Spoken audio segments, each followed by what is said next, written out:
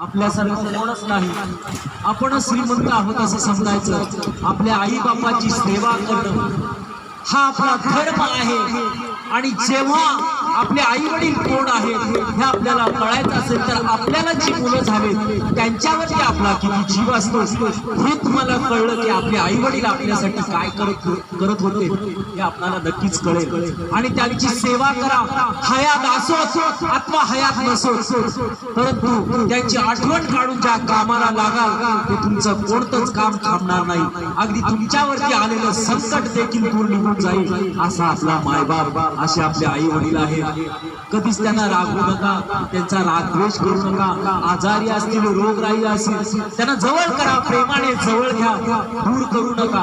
अगदी नक्कीच तुमचं पटत नसेल, भांडले असाल, विरोध असेल कोणत्या गोष्टीचा, तरी आई वडिलांची मनामध्ये आठवण ठेवा, त्यांच्या मनामध्ये विचार करा, त्यांना मनामध्ये ईश्वर म्हणून माना, असे आपले आई वडील आहेत। माझं नाव मी सांगतो, मी आता किसन पाटील साहेबांकडे इथे आलो आता, लीलाबाई किसन पाटील यांच्या इथे आलो। आज दुःखी परिवार आहे, मुरबाडचे आहेत, समज मी पण वाडा तालुक्यातलाच आहे, आपल्याकडचाच आहे। मी स्वतः, मला सुद्धा आई या शब्दाने मी सुद्धा स्वतः दुःखी आहे। माझी आई वडील आहेत, वडील नाही आहेत म्हणून आई आहे, पण आई म्हटल्यानंतर माझ्या देखील काळजाचं पाणी होतं। अशी आपली आई आहे, तिने खूप आपल्यासाठी कष्ट केलेली असतात। माझ्या आईने पण खूप कष्ट केली, तिने अजूनही करते। म्हणून मी प्रत्येकाला ह्या कार्यक्रमानिमित्त सांगत असतो की आपली आई बाप पण तीच उंची आहे आपल्या बापाची पण। आई आणि वडील यांच्यामध्ये भेद नाही, खूप दोघंही आपल्यावरती प्रेम करत असतात। आईचं ते प्रेम दिसल्या जातं आणि वडिलांचं हृदयामध्ये ठेवलेलं असतं, पण प्रेम आभाळ म्हटल्यानंतर वडील असं आपली आई वडील आहे। मी स्वतः लिहिलेलं गीत आहे आई वडिलांवरून, हे आपल्या समोर सादर करतो। आज कैलासवासी लीलाबाई किसन पाटील खूप भाग्यवान माऊली आहे की आज तिथे भजन सेवेचा सप्ताह होत आहे। पाठीमागे पहा, खरंच हा परिवार भाग्यवान आहे, माऊली भाग्यवान आहे, तिची मुलं बाळ नातवंड सुना लेकी भाग्यवान आहेत की आज इथे भजनाचा कार्यक्रम होतोय आणि पूर्ण सप्ताह होत आहे। अगदी 12वं दशक, या 12व्या विधी होऊन तोपर्यंत यालाच म्हणतात संस्कार, संस्कृती ही आपण जपली पाहिजे, भजन सेवा करली पाहिजे। आपल्याला आयुष्यामध्ये वाचायचं असेल तर आपण भजन सेवा केली पाहिजे। भजनातून खूप माणूस वाचतो, भजन म्हणण्याने देखील भजन कानावरती श्रवण झाले, ऐकले तरी पण आपण त्यातून वाचले जातो। असं हे भजन भक्ताने जनाला भजावे असा ह्या भजनाचा अर्थ होतो। असो मी तुम्हाला स्वतः लिहिलेलं गीत, या आई भाग्यवान आहे तिने मला जिथपर्यंत बोलवले आपल्यासमोर सादर करू। आई बाबा चरणी देवीचा माथा, बघा आई बाबा चरणी जर माथा ठेवला तर कुठं वणवण फिरायची गरज नाही। आई बाबा चरणी देवीचा माथा, नको वणवण फिरू जाण भगवंता, नको वणवण फिरू जाण भगवंता, नको वणवण फिरू जाण भगवंता। आई बाबा चरणी देवीचा माथा, आई बाबा चरणी देवीचा माथा, नको वणवण फिरू जाण भगवंता, नको वणवण फिरू जाण भगवंता, नको वणवण फिरू जाण भगवंता। आई बाबा चरणी देवीचा माथा, आई बाबा चरणी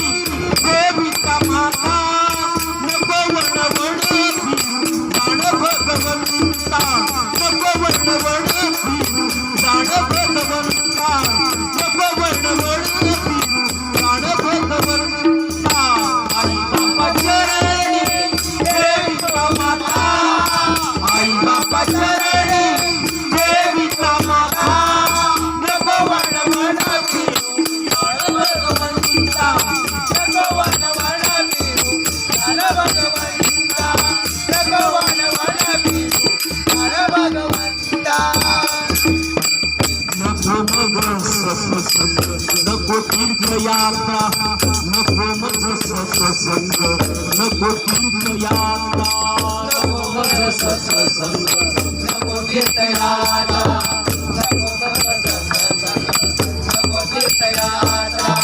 तुम्हाला सत्संगला जायची गरज नाही, तीर्थयात्रेला जायची गरज नाही. इथेच मथुरा आणि इथेच काशी असे आपले आई वडील आहेत. कुठे जायची गरज नाही तुम्हाला. म्हणून म्हटलं आहे नको मज सत्संग नको तीर्थयात्रा नको मज सत्संग नको तीर्थयात्रा नको मज सत्संग नको तीर्थयात्रा नको मज सत्संग नको तीर्थयात्रा. आणि खरंच सांगतो, कोणत्याही तीर्थयात्रेला जायचं असेल, जर आपल्या आई वडिलांना जर तुम्ही घेऊन गेला नाही तर ते तीर्थच घेतात हे आपल्याला माहितच असेल. आपले आई वडील जर त्या तीर्थाला सोडत नसतील तर ती तीर्थयात्रा व्यर्थ आहे, त्याचा काही उपयोग होत नाही. ही तीर्थयात्रा आपल्याला आवडते की नको मज नको तीर्थयात्रा नको मज सत्संग नको तीर्थयात्रा नको मज सत्संग नको तीर्थयात्रा नको मज सत्संग नको तीर्थयात्रा.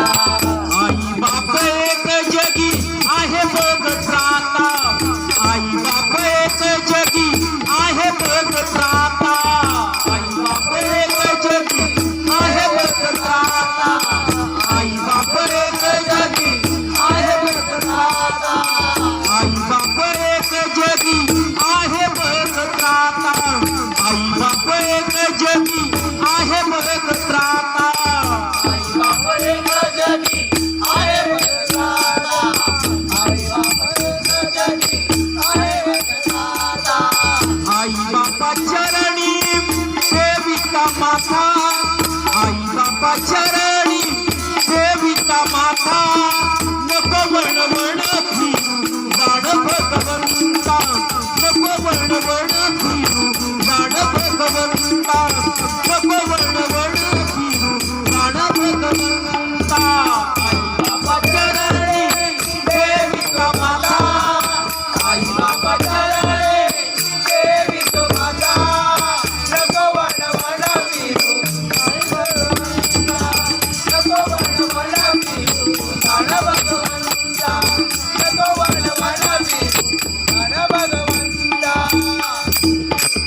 आठवण ठेवत्या श्रावण बाळाची, आठवण ठेवत्या श्रावण बाळाची, आठवण ठेवत्या श्रावण बाळाची, आठवण ठेवत्या श्रावण बाळाची. आपल्याला आई वडिलांची सेवा कशी करावी, जशी श्रावण बाळाने आई वडिलांची सेवा केली. कावड खांद्यावर आठवण ठेवावी श्रावण बाळाची, आठवण ठेव श्रावण बाळाची, आठवण ठेव श्रावण बाळाची, आठवण ठेव श्रावण बाळाची. कावड खांद्यावरी आई बापाची, कावड खांद्यावरी आई बापाची, कावड खांद्यावर आई बापाची, कावड खांद्यावर आई बापाची, कावड खांद्यावर आई बापाची, कावड खांद्यावर आई बापाची, कावड खांद्यावर आई बापाची, कावड खांद्यावर आई बापाची. आई बापा चरणी ठेविता माथा, आई बापा चरणी ठेविता माथा, नको वणवण फिरू जाण भगवंता, नको वणवण फिरू जाण भगवंता, नको वणवण फिरू जाण भगवंता. आई बापा चरणी ठेविता माथा, आई बापा चरणी ठेविता माता, नको वणवण फिरू जाण भगवंता,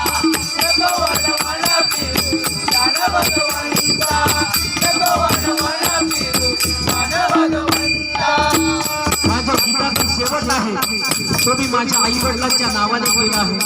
माझ्या आईचं नाव लक्ष्मी आहे आणि वडिलांचं नारायण नाव आहे. ह्या गीताचा शेवट मी माझ्या आई वडिलांच्या नावाने कसा केला पहा. आपण आपल्या आई वडिलांचे आजारी असतील, म्हातारे असतील तर आपल्याला त्याची घाण वाटते, त्यांच्या सोबत फिरायला आपल्याला लाज वाटते. म्हातारे आहेत त्यांचे कपडे लत्ते जर साधे सुधे असले तर आपल्याला ते सण होत नाही, चांगले असे वाटतात. कारण आपण तरुण असतो, गुडगुडीत असतो. पण ते कोणामुळे असतो आपण तरुण गुडगुडी? आपल्या आईमुळे. आपण तिच्या मांडीवरती शिशू केल्यानंतर आईने अशी हाताने पुसून टाकलेली ही आपली माय, ही आपली आई. आणि आता आपल्याला कशाला तिच्याबद्दल घाण वाटली पाहिजे? तिने जर आपल्याला अशा पद्धतीने जर सांभाळलं असेल तर आपलं नक्कीच कर्तव्य आहे की आपणही तिला तशा पद्धतीने सांभाळलं पाहिजे. नाहीतर आज आई वडील जाग्यावर बसून जर त्यांची शिशू होत असेल तर एक नोकराने ठेवली जाते, एवढे पैसे घे आणि माझ्या आईची सेवा कर. अरे अरे अरे अरे अरे, फार चुकीचं आहे बाबांनो, खूप चुकीची गोष्ट आहे. तुम्ही पुण्याकडून पापाकडे जात आहात, तुम्ही पापाकडे झुकत आहात. असं पुण्य कधीच मिळणार नाही की आपल्या आई वडिलांची सेवा आपण हाताने करण्याचा योग आला आहे. अरे आता तरी करून घेऊ, परंतु तसं होत नाही.